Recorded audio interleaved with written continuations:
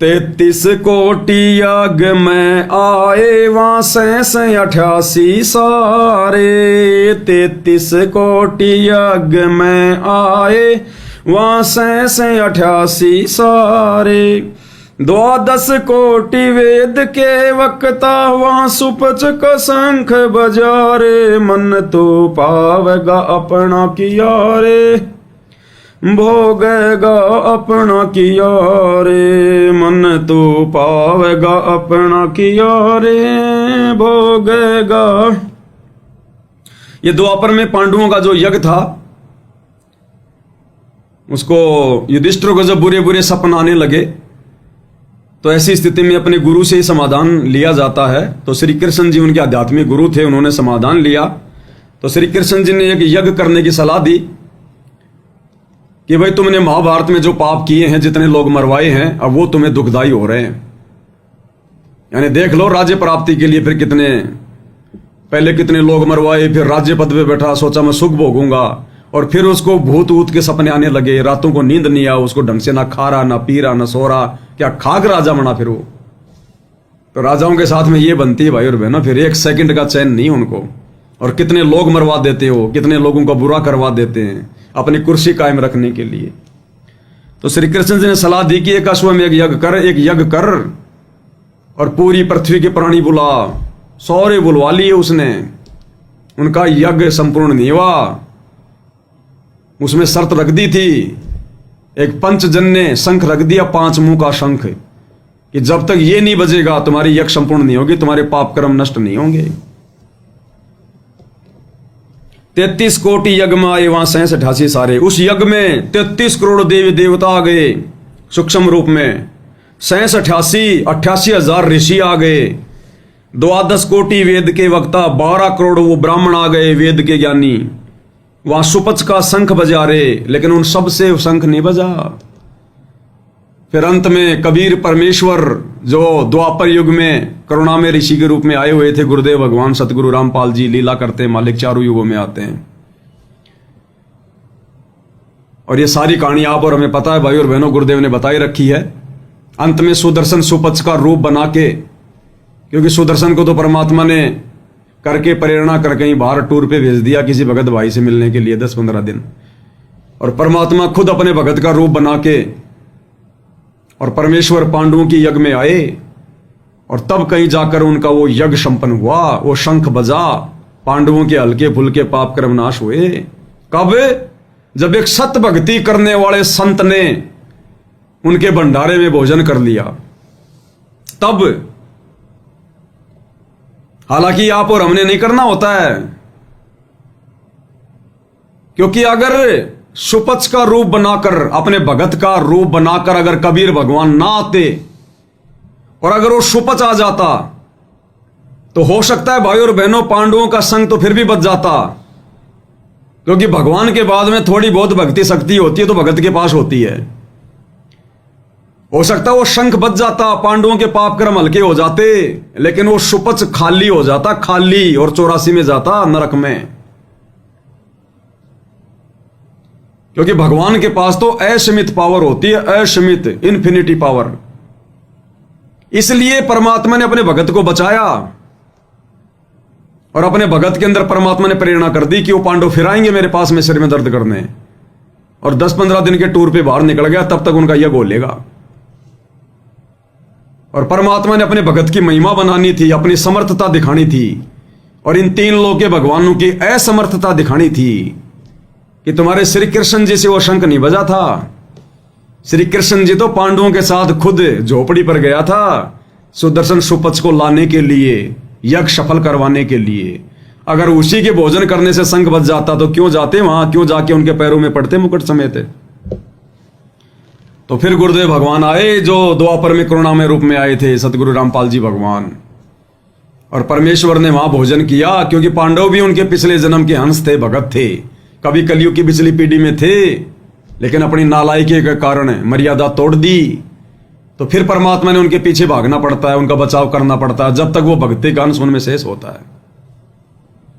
फिर परमेश्वर आए, भोजन पानी किया, तब जाकर उनके पाप कर्म हल्के फुल्के नाश हुए, और वो शंख बजा, और परमेश्वर ने ये जितने भी जो थे ये काल की भक्ति करने वाले 88,000 ऋषि, 12 करोड़ ब्राह्मण, 9,84,00,000 सिद्ध, ये सब बैठे थे वहां पर नहा धो के, चोटा वाटा लगा के, रुद्राक्ष की माला पहन के। और परमात्मा ने फिर वहां दिखाया अपनी अपनी सीट पर, कोई तो गधा बन के बैठा, कोई कुत्ता, कोई सुअर, कोई मक्खी, कोई मच्छर, और कहा कि अगले जन्म में ये बनेंगे, ये जो बड़े बड़े जो नहाए धोए जो वेद के वक्ता बैठे हैं ना, ये इनके अगले जन्म है, 84 में जाएंगे। तो परमेश्वर ने हमें दिखाया ये, क्योंकि पांडवों के पाप कर्म ज्यादा हो गए थे और यज्ञ इसलिए करवाई जाती थी कि जितने ज्यादा लोग उस भंडारे में भोजन खाएंगे उतने ही ज्यादा पांडवों के पाप वो अपने अपने खाते में डलवाएंगे। भाई वो यज्ञ क्यों की गई, भंडारा क्यों किया गया? पाप कर्म नष्ट करने के लिए, कम करने के लिए। दबाव ज्यादा था पाप कर्मों का। युधिष्ठिर को बुरे बुरे सपने आते थे, तो श्री कृष्ण जी ने कहा कि धार्मिक यज्ञ करे के जितने ज्यादा लोग तेरा भोजन भंडारा खाएंगे, ये पाप का अन्न खाएंगे तेरा, जो तूने महाभारत के युद्ध में ये पाप कमा रखे हैं, जितना ये पाप का अन्न लोग खाएंगे उतना ही तेरा पाप कर्म तेरा कम होगा, खाने वाले के हिस्से में जाएंगे। इसलिए गुरुदेव भगवान हमें किसी के भंडारे में खाना खाने से मना करते हैं। आन उपासकों के यहां पर भोजन पानी करने से भी मना करते हैं। अनुपदेशी का पानी भी 3 लोग का भार चढ़ाएगा, क्योंकि वो तो अनुपदेशी है, उसके ऊपर तो 3 लोग का भार है, उसके संचित कर्म है। और हम यदि उनके घर में जाके भोजन खाएंगे, चाहे रिश्तेदार हो, चाहे दोस्त हो, चाहे कोई भी हो, चाहे किसी ने रोड पे भंडारा लगा रहा हो, चाहे मीठा पानी बांट रहा हो, यदि हमने उसका अन्न जल ग्रहण किया तो सोचो हमने उसके पाप कर्म ले लिए उसी अनुपात में। तो ऐसी आफत हम क्यों मोल लें? हम तो पाप कर्मों को नष्ट करने के लिए तो भक्ति कर रहे हैं, और दुनिया का खा खा के, पी पी के मीठा पानी रोड पर हम उनके पाप कर्म क्यों लें? इसलिए परमात्मा मना करते हैं। अनुपदेशी के यहां पर भोजन करने से भी परमात्मा मना करते हैं। तो इतनी सावधानी बरतनी पड़ेगी भाई और बहनों। हमने 33 कोटि यज्ञ में आए, वहां 86 सारे, 12 कोट वेद के वक्ता, वहां सुपच का शंख बजारे। वहां सुपच के रूप में परमात्मा आए, तब जाकर शंख बजा। मन तू पावेगा अपना किया रे, भोगेगा अपना किया रे। चमरा कनक जनेऊ काड्या, विपर पंडित सब हारे। चमरा कनक जनेऊ काड्या, विपर पंडित सब हारे। जुल्हे के घर बालद आई, वहां के सबसे बन जा रे। मन तो पावेगा अपना किया रे, भोगेगा अपना किया रे। मन तो पावेगा अपना किया रे, भोगेगा। चमरा यानी 650 साल पहले चमार जाति में रविदास जी। कनक जनेऊ काड्या, सोने का जनेऊ दिखाया उन्होंने अपनी कमर पर। लंबी कथा है, गुरुदेव ने बता रखी है। और सारा खेल ये रविदास जी के रूप में कबीर भगवान सतगुरु रामपाल जी ने किया। अपने शरीर पर सोने का जनेऊ दिखाना ये रविदास जी के बस की बात नहीं। तो वो तो भगत थे, अपनी भक्ति कर रहे थे बेचारे। भगत को कोई सिद्धि अवैद्य दिखाने का थोड़ी अधिकार होता है। ये सारी लीलाएं उस समय रविदास जी के रूप में कबीर भगवान सतगुरु रामपाल जी ने की, भक्ति को बनाए रखने के लिए, भगत की महिमा की। उस नगरी की एक रानी थी, उसने रविदास जी से नाम उपदेश ले लिया, अपना गुरु धारण कर लिया। फिर उसने एक दिन भंडारा लगाया, अपने गुरु जी को बुलाया। गुरु को तो बुलाना ही था। और उस नगर के जितने भी पंडित थे उस काशी के, उनको भी बुला लिया। 700 पंडित जी आए। अब वहां पंडितों ने देखा कि ये रविदास, ये चमार जाति का आदमी, ये हमारे साथ में बैठ के भंडारा करेगा। छुआछूत बहुत ज्यादा थी और कहलाते थे पंडित। पंडित के भी छुआछूत करेगा। पंडित यानी ज्ञानी। ब्राह्मण सोई ब्रह्म पहचाना है, जिसको भगवान की पहचान होगी। तो भगवान की पहचान वो करेगा जिसको ज्ञान होगा। और ज्ञानी आदमी कभी ये भेदभाव थोड़ी करेगी, सब एक परमात्मा के बच्चे मानेगा। लेकिन उनको अज्ञान था। उन्होंने कहा कि नहीं, ये पंडित के साथ बैठ के हम भोजन नहीं करेंगे। सारे खड़े हो गए। तो रानी ने कहा कि भाई पंडितों, देखो ऐसा है, तुमने भोजन करना तो करो, नहीं तो कोई दिक्कत नहीं। मैं अपने गुरुजी को नहीं कह सकती, मेरे गुरुजी यहीं रहेंगे। लेकिन वो तो रविदास जी के रूप में कबीर भगवान थे। उन्होंने कहा कि नहीं, मैं जैसा कह रहा हूं तू वैसा कर बेटा, गुरु का आदेश मानना चाहिए। ये पंडित जी हैं, ठीक कह रहे हैं, ये ज्ञानी आदमी है, मुझे ज्ञान नहीं है, मुझे बैठना नहीं चाहिए था, मैं अपनी औकात भूल गया था।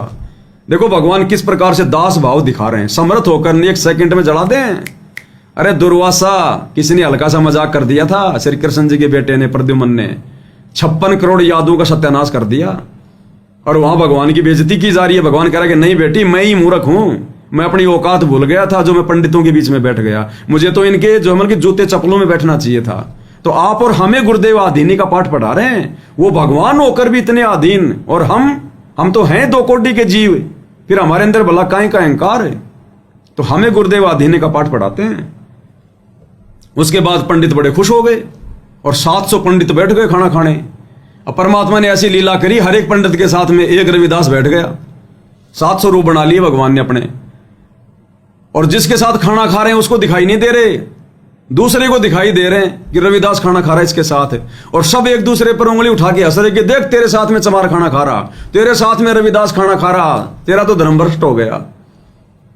परमात्मा ने लास्ट में लीला की, उन पंडितों को पता चला इस बात का, और वो अपने आप में पंडित मान रहे थे, दिखा रहे थे।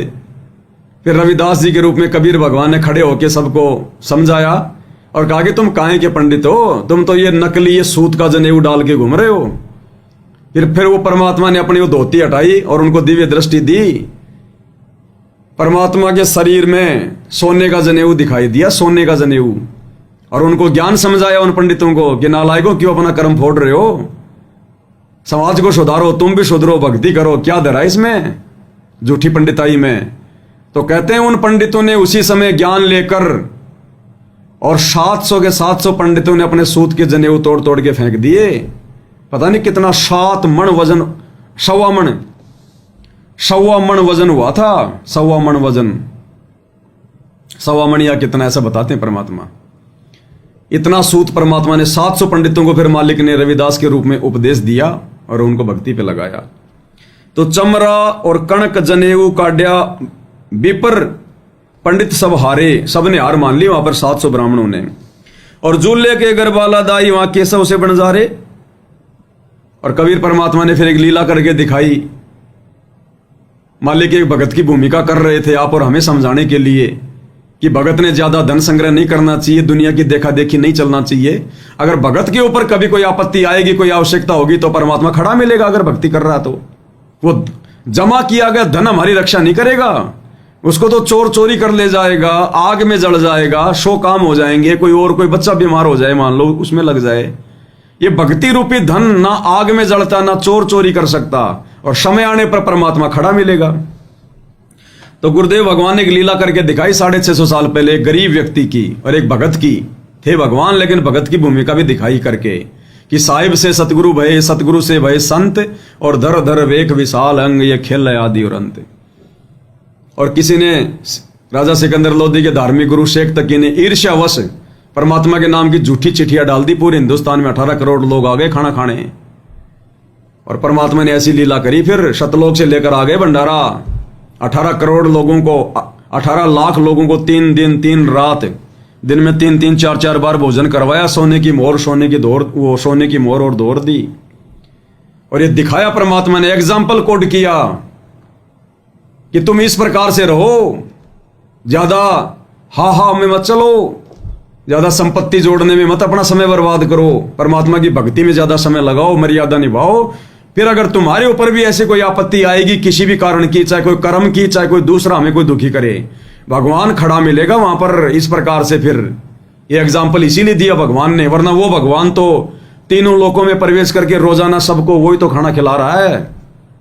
लेकिन वो उस दिन स्पेशल 18 लाख लोगों को और एक गरीब जुलाई ने भोजन करवा के ये दिखाया कि अगर भगवान पर विश्वास रखोगे, अपने गुरु पर, और मर्यादा में रह के भक्ति करोगे, चाहे तुम्हारे ऊपर कितनी बड़ी आपत्ति क्यों ना जाओ, परमात्मा बिल्कुल खड़ा मिलेगा, तुम्हारी बेइज्जती नहीं होने देगा। अरे गरीब जुलाहा सुबह खाना खा ले, शाम का पता नहीं, उसके घर पे 18 लाख लोग खाना खाने आ जाएं। गुरुदेव कहते हैं राजा के घर पे 18 लाख लोग खाना खाने आ जाएं, सिट्टी पिट्टी गुल हो जाए, बेचारे गरीब जुलाई की क्या औकात है। लेकिन भगवान ने इतना बड़ा चमत्कार कर दिया फिर अपने भगत के लिए, उदाहरण दिया, करने वाले तो खुद ही थे। तो आप और हमारे विश्वास को दृढ़ करने के लिए कि भगवान वही है, केशव बन के आ गया परमात्मा दूसरा रूप धारण करके।